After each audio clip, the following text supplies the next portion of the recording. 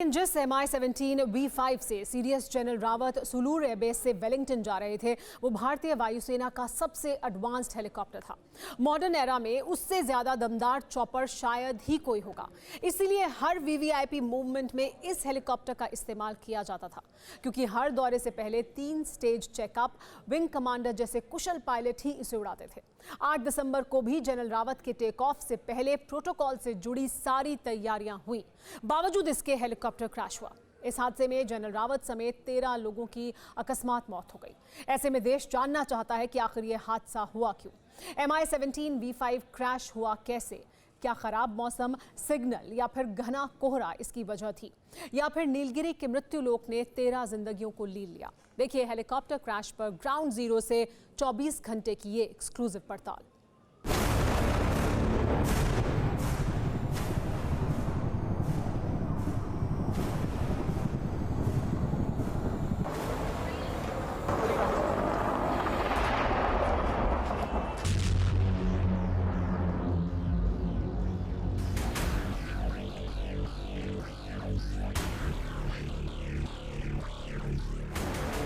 इन 2 तस्वीरों को गौर से देख लीजिए, क्योंकि इन्हीं 2 तस्वीरों में कैद है सीडीएस जनरल बिपिन रावत के हेलीकॉप्टर क्रैश की इनसाइड स्टोरी।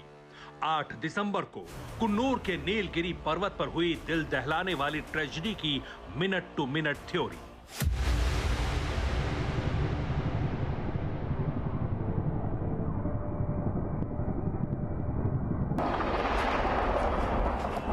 जी हां, पहला वीडियो उसी MI-17 V5 हेलीकॉप्टर का है, जिसमें जनरल रावत समेत 14 लोग सवार थे।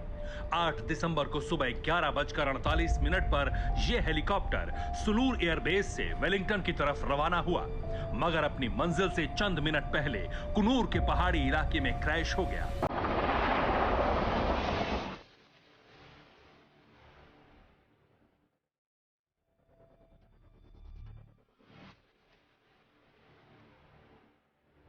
टीवी स्क्रीन पर आप जो तस्वीर देख रहे हैं, वो हादसे से चंद मिनट या फिर चंद सेकंड पहले की है, जिसमें भारतीय वायुसेना का MI-17 V5 आसमान में उड़ता दिखाई दे रहा है। मगर देखते ही देखते हेलीकॉप्टर बादलों में कहीं गुम हो जाता है और इसके बाद एक जोरदार धमाके की आवाज सुनाई देती है।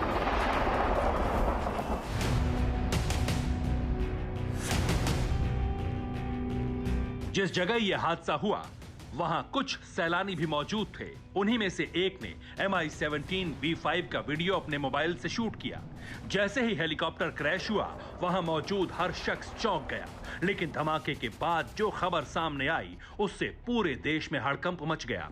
खबर यह कि chief of defence staff general Bipin Rawat का हेलीकॉप्टर क्रैश हो गया। उनके साथ साथ हेलीकॉप्टर में 13 और लोग सवार थे।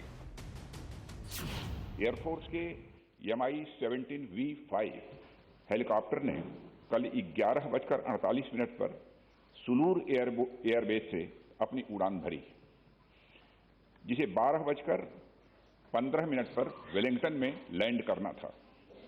सुलूर एयरबेस के एयर ट्रैफिक कंट्रोल ने लगभग 12:08 पर हेलीकॉप्टर से अपना कांटेक्ट खो दिया।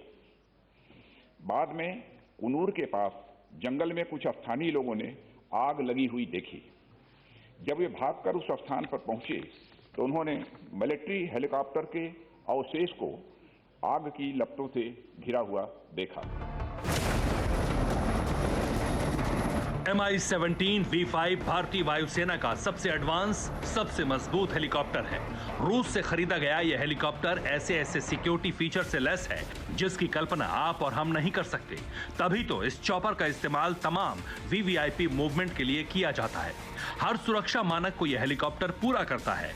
इसमें जितने एडवांस्ड एवियोनिक्स के फीचर हैं, उतने एडवांस्ड एवियोनिक्स और ऑटो पायलट के फीचर अभी तक और किसी जंगी जहाज में नहीं लगाए गए हैं, ना किसी कमर्शियल जहाज में लगाए गए हैं आज तक। तो एडवांस्ड इसको इसलिए कहते हैं क्योंकि इसमें सिर्फ रॉ पावर नहीं है, इसमें रॉ पावर को इस्तेमाल करने की कैपेबिलिटी है। इसमें हैंड्स फ्री कंट्रोल है, जिसमें कि एक बार आपका हेलीकॉप्टर जब ज़मीन से उठ गया है, उसके बाद से ये ऑटोमेटिकली अपने टारगेट तक जा करके वहाँ पर मार करके वापस आने की भी क्षमता रखता है।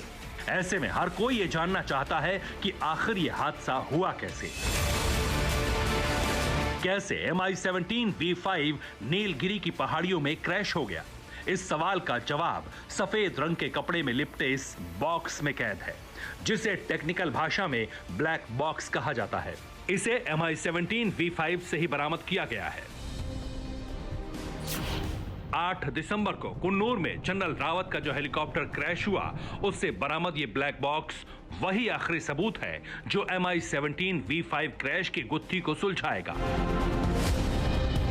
हादसा क्यों हुआ, कैसे हुआ, किन हालात में हुआ, टेक ऑफ से लेकर क्रैश तक की मिनट टू मिनट डिटेल को बताएगा। आखिर कैसे, ये आपको बताएंगे, लेकिन उससे पहले हादसे को लेकर कुछ सवाल खड़े हो रहे हैं। पहले वो जानिए। सवाल नंबर 1, क्या खराब मौसम की वजह से भीषण हादसा हुआ? सवाल नंबर 2, क्या चॉपर में किसी तरह की तकनीकी खराबी आई? सवाल नंबर 3, क्या MI-17 तय मानक से नीचे उड़ान भर रहा था? सवाल नंबर 4, क्या प्रोटोकॉल तोड़कर हेलीकॉप्टर ने उड़ान भरी? इस दुर्घटना के संबंध में इंडियन एयरफोर्स द्वारा एयर मार्शल मानवेंद्र सिंह की अध्यक्षता में एक ट्राई सर्विस इंक्वायरी के भी आदेश दे दिए गए हैं। इंक्वायरी टीम के ऑफिसर्स ने कल ही वेलिंगटन पहुंचकर अपना कार्य भी प्रारंभ कर दिया। जांच के आदेश दिए जा चुके हैं, ब्लैक बॉक्स को भी बरामद कर लिया गया है, मगर कुन्नूर के जिस इलाके में यह हादसा हुआ, वहां TV9 भारतवर्ष के रिपोर्टर सुमित चौधरी भी पहुंचे और ग्राउंड जीरो से यह पता लगाने की कोशिश की कि आखिर सबसे advance MI-17 V5 general Rawat की आखिरी उड़ान क्यों बना, क्यों नीलगिरी का घना पहाड़ी इलाका मृत्युलोक बना। चारों तरफ से पहाड़ी इलाके से घिरा हुआ ये इलाका दरअसल एक डेंसली फॉरेस्टेड यानी घना जंगल है, और चारों तरफ आपको नजर आएगा कि बादल, यानी जो बादल है वो यहाँ पर घिरे हुए हैं। मोटे तौर पर अगर आप देखें, मैं आपको एक बार फिर कोशिश करूंगा, मेरे कैमरा पर्सन आपको दिखा रहे हैं कि आखिरकार किस तरीके का वो इलाका है। दरअसल वो हेलीकॉप्टर यहाँ से इस तरीके से ऐसे जा रहा था, यानी ऊपर से इस तरफ से, और उसको वेलिंगटन के दूसरी तरफ यानी इस पहाड़ी के दूसरी तरफ उसको पहुंचना था।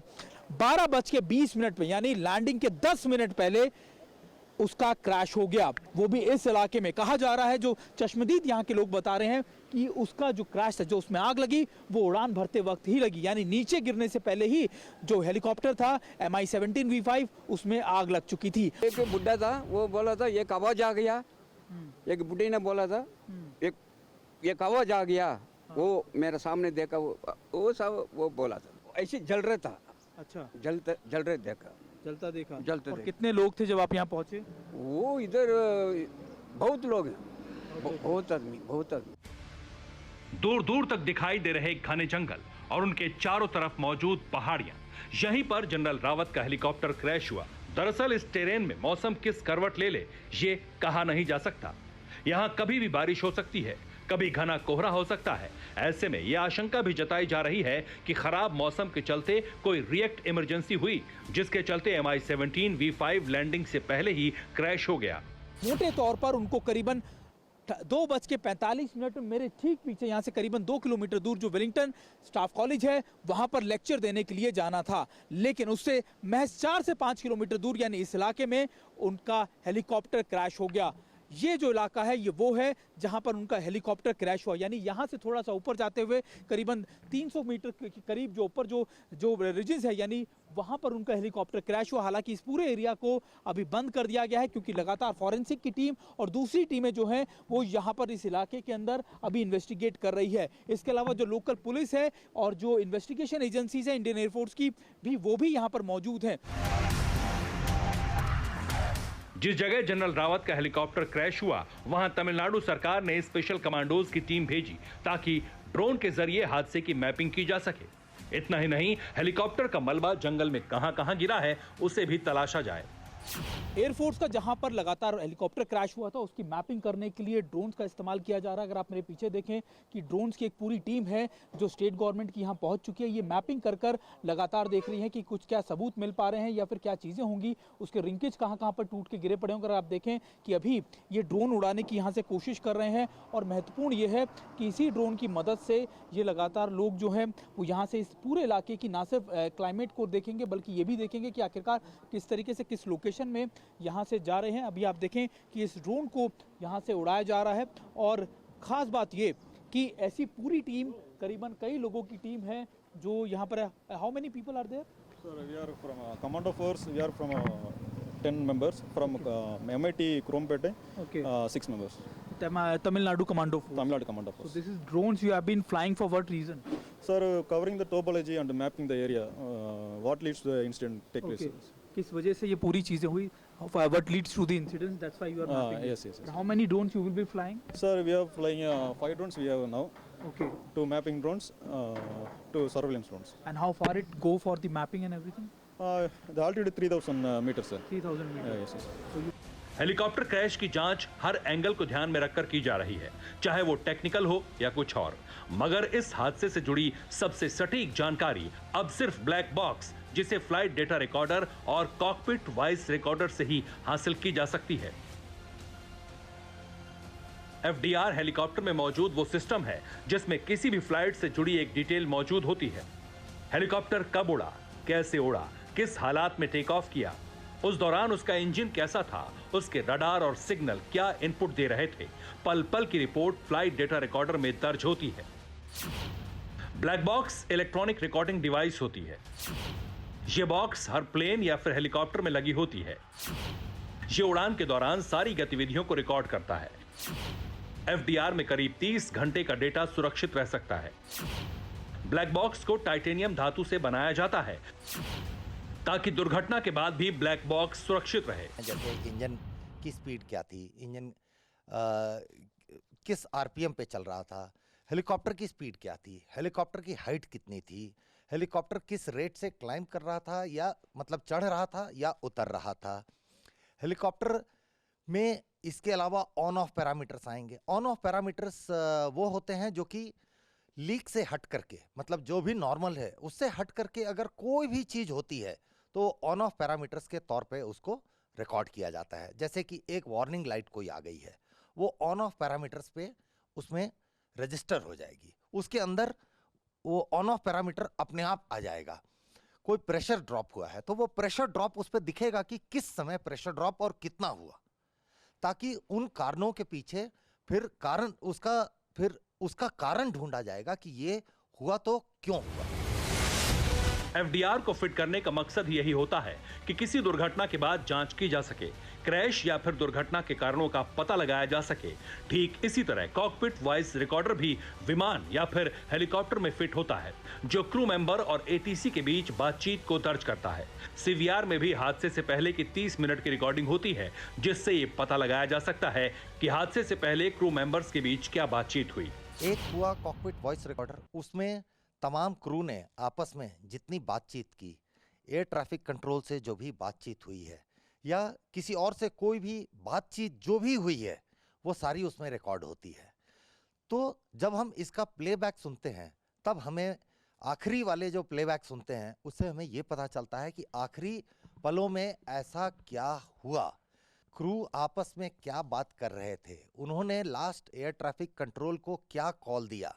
वो रिकॉर्डिंग सुनने के बाद ये समझ में आता है कि आखिर में मसला क्या था। आपको बता दें कि MI-17 V5 में अगर कोई वीवीआईपी उड़ान भरता है तो उससे पहले इंडियन एयरफोर्स प्रोटोकॉल के तहत 3 स्टेज मैकेनिकल चेकअप करती है। किसी भी विमान या फिर हेलीकॉप्टर के एक एक पुर्जे को खंगालती है। अगर कोई भी गड़बड़ी होती है तो उसे फौरन सही किया जाता है। इतना ही नहीं, वीवीआईपी मूवमेंट में विंग कमांडर फ्लाइट को उड़ाता है। ऐसे में चूक कहां हुई, गलती किससे हुई, हादसा कैसे हुआ, इसका खुलासा अब ब्लैक बॉक्स के जरिए ही होगा। कुन्नूर से सुमित चौधरी के साथ ब्यूरो रिपोर्ट, TV9 भारतवर्ष। परवाह देश की, सोमवार से शुक्रवार रात 10 बजे TV9 भारतवर्ष पर।